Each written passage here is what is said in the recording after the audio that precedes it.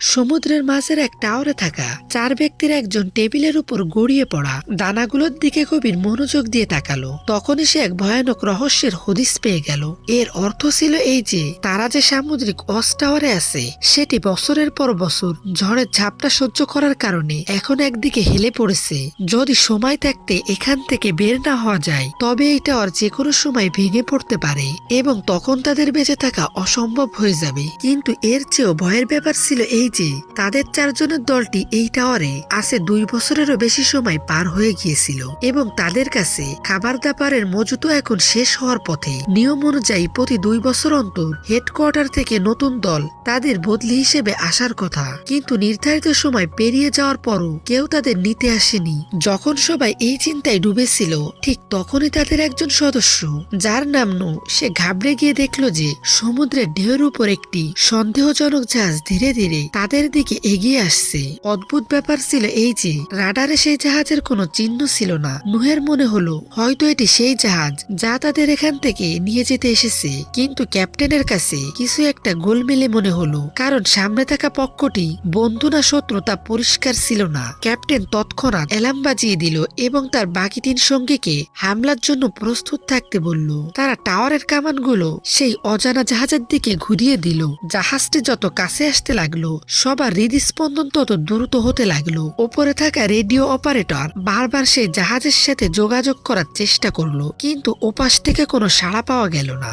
যখন সবাই ক্যাপ্টেনের গুলি চালানোর আদেশের অপেক্ষায় ছিল ঠিক তখনই ক্যাপ্টেন হঠাৎ তার মত বদলে ফেললো। সে নিজের পিস্তল বের করলো এবং নুয়ের হাতে ধরিয়ে দিয়ে আদেশ দিল যে সে যেন ছোট নৌকা নিয়ে জাহাজে যায় এবং গিয়ে দেখে আসলে ব্যাপারটা কি। নু যেতে চাইছিল না, কিন্তু একজন অনুগত সৈনিক হওয়ার খাতিরে তাকে অফিসারের হুকুম মানতেই হলো। সে যত বেশি জাহাজের কাছাকাছি পৌঁছাতে লাগলো তার ভয় তত বাড়তে লাগলো। সতর্কতা হিসেবে সে প্রথমে দূর থেকে একটা আওয়াজ দিল, কিন্তু অনেকক্ষণ চিৎকার করার পরও কোনো সাড়া শব্দ পাওয়া গেল না। পুরো জাহাজটিতে মরিচা ধরা ছিল এবং দেখতে একটি ভুতুড়ে জাহাজের মতো লাগছিল। সত্য জানার জন্য নু সাহস সঞ্চয় করে ডেকে উঠল এবং কেবিনের ভেতরে যেতে লাগলো। কোনো রকমের শব্দ এড়িয়ে চলার জন্য সে কোমরে লাগানো ওয়াকি টকি বন্ধ করে দিল। তার বিন্দুমাত্র ধারণাও ছিল না যে তার এই ছোট্ট ভুলটি তার জীবন কেড়ে নিতে পারে। যখন সে কন্ট্রোল রুমে পৌঁছালো দেখলো সেখানে মাসির টিভি জমে আছে, এছাড়া আর কিছুই নেই এবং সমস্ত ইলেকট্রনিক যন্ত্রপাতি নষ্ট হয়ে গেছে। এই পরিস্থিতি থেকে পরিষ্কার বোঝা যাচ্ছিল যে জাহাজটি অনেক দীর্ঘ সময় ধরে পরিত্যক্ত অবস্থায় পড়ে আছে। কিন্তু সবচেয়ে অদ্ভুত বিষয় ছিল এই যে জাহাজে কোনো মানুষ ছিল না এবং কোনো মৃতদেহ পাওয়া যায়নি। কিন্তু নু যখন জাহাজের ভেতরের অংশে পৌঁছালো সে সেখানে 4টি লাইফ সাপোর্ট স্যুট দেখতে পেল।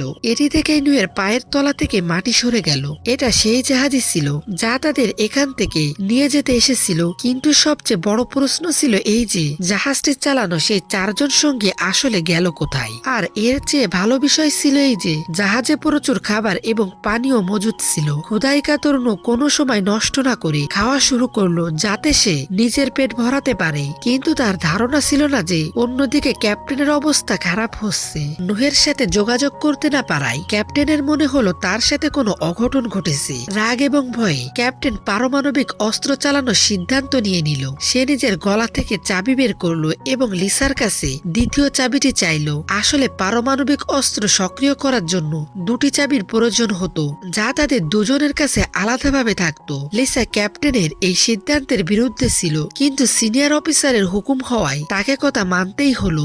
যখনই 2টি চাবি কন্ট্রোলারে লাগানো হলো টাওয়ারের নিচে থাকা পারমাণবিক মিসাইলগুলো সক্রিয় হয়ে গেল। ক্যাপ্টেনের উদ্দেশ্য ছিল সেই অজানা জাহাজটিকে পুরোপুরি ধ্বংস করে দেওয়া। কিন্তু ঠিক সেই মুহূর্তে পেট ভরে খাবার খেয়ে নুহের হুঁশ ফিরল এবং সে নিজের ওয়াকি টকি অন করলো। রেডিওতে ক্যাপ্টেনের কণ্ঠস্বর শোনা মাত্রই নুহের যান উড়ে যাওয়ার উপক্রম হলো। ভাগ্যিস ক্যাপ্টেন সময় মতো নুহের জবাব পেয়ে গিয়েছিল এবং একটি বড় বিপর্যয় এড়ানো গেল।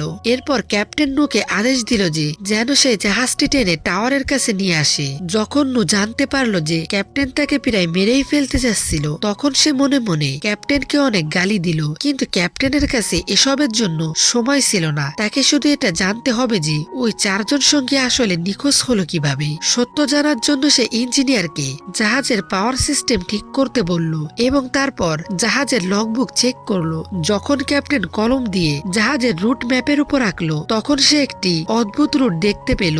এরই মধ্যে দলের বাকি 2 সদস্যর মনে হলো যে এখান থেকে পালানোর এটাই সবচেয়ে ভালো সুযোগ। যদি তারা এই সুযোগ হাতছাড়া করে তবে তাদের আরো 2 বছর এখানে বসতে হবে। তারা গোপনে একটি পরিকল্পনা করলো। রাতের অন্ধকারে ইঞ্জিনিয়ার জাহাজের ভেতরে ঢুকলো। তার বিশ্বাস ছিল যে সে ইঞ্জিন ঠিক করে ফেলবে। অন্যদিকে নু হেডকোয়ার্টারে একটি মিথ্যা বার্তা পাঠিয়ে দিল যে নতুন দল চলে এসেছে এবং তারা 3 জন দিনের বেলায় ফিরে আসছে। এখন তাদের শুধু ইঞ্জিন চালু হওয়ার অপেক্ষা ছিল যাতে তারা এই জনশূন্য জায়গা চিরতরে ছেড়ে যেতে পারে। ইঞ্জিনিয়ারের পরিশ্রম সার্থক হলো এবং কিছুক্ষণের মধ্যেই জাহাজের ইঞ্জিন স্টার্ট হয়ে গেল। তাদের মনে হলো তারা এখন মুক্ত, কিন্তু জাহাজ থেকে বের হতেই তাদের চক্ষু সড়ক গাছ হয়ে গেল। তারা দেখলো ক্যাপ্টেন আগে থেকে সেখানে তাদের জন্য অপেক্ষা করছে এবং তাদের দুজনকে একটি অদ্ভুত আদেশ দিল। ক্যাপ্টেনের বক্তব্য ছিল যে যতক্ষণ না নতুন লোকজন আসছে ততক্ষণ কাউকে নিজের পোস্ট ছাড়ার অনুমতি নেই। এরপর সে হুকুম দিল জাহাজটিকে বোমা মেরে উড়িয়ে দেওয়ার জন্য। এটি শুনে ইঞ্জিনিয়ার ক্ষিপ্ত হয়ে উঠল। তার মনে হলো ক্যাপ্টেন আত্মহত্যা করতে চাইছে, কারণ এখান থেকে বের হওয়ার এটাই তাদের কাছে একমাত্র পথ ছিল। ইঞ্জিনিয়ার কামান চালাতে পরিষ্কার মানা করে দিল, কিন্তু পরের মুহূর্তেই ক্যাপ্টেন বন্দুক চালিয়ে তার কানের লতি উড়িয়ে দিল। এটি দেখে নু বুঝে গেল যে ক্যাপ্টেন রসিকতা করছে না। হার মেনে নু একটি গোলা ছুড়ল এবং সেই জাহাজকে চূর্ণ বিচূর্ণ করে দিল। ক্যাপ্টেনের এই আচরণ সবাইকে তার শত্রুতে পরিণত করলো। পেছন থেকে লিসা সুযোগ বুঝে ক্যাপ্টেনের উপর হামলা করলো এবং তাকে অজ্ঞান করে দিল। এরপর 3 জন মিলে ক্যাপ্টেনকে একটি সেন্টার রুমে বন্দি করে দিল এবং লিসা তার গলা থেকে পারমাণবিক অস্ত্রের 2টি চাবি ছিনিয়ে নিল। পরদিন সকালে যখন নু ক্যাপ্টেনের জন্য খাবার নিয়ে গেল, সে জিজ্ঞাসা করলো আসলে সে কেন জাহাজটিকে ধ্বংস করলো। তখন ক্যাপ্টেন এমন একটি রহস্য উন্মোচন করলো যা শুনে নুহের হুশ উড়ে গেল। ক্যাপ্টেন জানালো যে সেই জাহাজটি 3 মাস আগেই রাডারে ধরা পড়েছিল, কিন্তু সেটি যখন টাওয়ারের কাছে পৌঁছালো আমাদের মধ্যে কেউ একজন জেনে শুনে তাকে ভুল রাস্তা দেখিয়েছে, যার ফলে সেটি দিকভ্রষ্ট হয়ে যায়। ক্যাপ্টেনের সন্দেহ ছিল যে লিসা অথবা ইঞ্জিনিয়ারের মধ্যে কেউ একজন শত্রুপক্ষের গুপ্তচর। সে চায় না এখান থেকে কেউ জীবিত ফিরে যাক। এই কারণে সে জাহাজটি উড়িয়ে দিয়েছে যাতে সেই গুপ্তচর এখান থেকে পালাতে না পারে। নুহের ক্যাপ্টেনের কথায় বিশ্বাস হলো না। তখনই বাইরে থেকে চিৎকার শোনা গেল। ইঞ্জিনিয়ার পাগল হয়ে গিয়েছিল। সে লিসার গলা চেপে ধরলো এবং তার কাছ থেকে চাবি ছিনিয়ে নিয়ে কন্ট্রোলারে লাগিয়ে দিল। সে পারমাণবিক হামলার মাধ্যমে পুরো টাওয়ার উড়িয়ে দিতে চেয়েছিল, কারণ এখন তার বেঁচে থাকার আর কোনো আশাই ছিল না। শেষ মুহূর্তে নু সেখানে পৌঁছালো এবং সে ইঞ্জিনিয়ারকে শান্ত করার চেষ্টা করলো। তখনই ইঞ্জিনিয়ার হঠাৎ থেমে গেল, কারণ শেষ মুহূর্তে সে পারমাণবিক কোড ভুলে গিয়েছিল। এভাবে একটি বড় বিপর্যয় এড়ানো গেল। কিন্তু তখনই নু দেখলো যে ক্যাপ্টেন ঘরের জানালা দিয়ে লাফ দিয়েছে। চারদিকে গভীর সমুদ্র ছিল এবং ক্যাপ্টেনের বেঁচে থাকার কোনো উপায় ছিল না। পরদিন সকালে যখন নু সমুদ্রে মাছ ধরার জাল টানলো, তার ভেতরে একটি মানুষের হাত আটকে ছিল। যখন সে জাল উপরে তুললো দেখা গেল সেটি ক্যাপ্টেনের লাশ, যার মাথায় গুলির চিহ্ন ছিল। এটি দেখে নুয়ের ক্যাপ্টেনের সেই কথা মনে পড়লো যে তাদের মাঝে একজন বিশ্বাসঘাতক লুকিয়ে আছে। এখন এটা পরিষ্কার ছিল যে ওই 2 জনের মধ্যে কেউ একজন গুপ্তচর, কিন্তু লিসা নুয়ের প্রেমিকা ছিল, তাই নু তার উপর অন্ধবিশ্বাস করলো এবং ক্যাপ্টেনের সব কথা তাকে বলে দিল। লিসা সাথে সাথে বলল যে ইঞ্জিনিয়ারই আসলে বিশ্বাসঘাতক এবং সে সত্য গোপন করার জন্য ক্যাপ্টেনকে খুন করেছে। সত্য জানার জন্য নু এবার লিসাকে প্রস্তাব দিল যে তাদের সেই জায়গায় যাওয়া উচিত যেখানে জাহাজটি ডুবেছিল।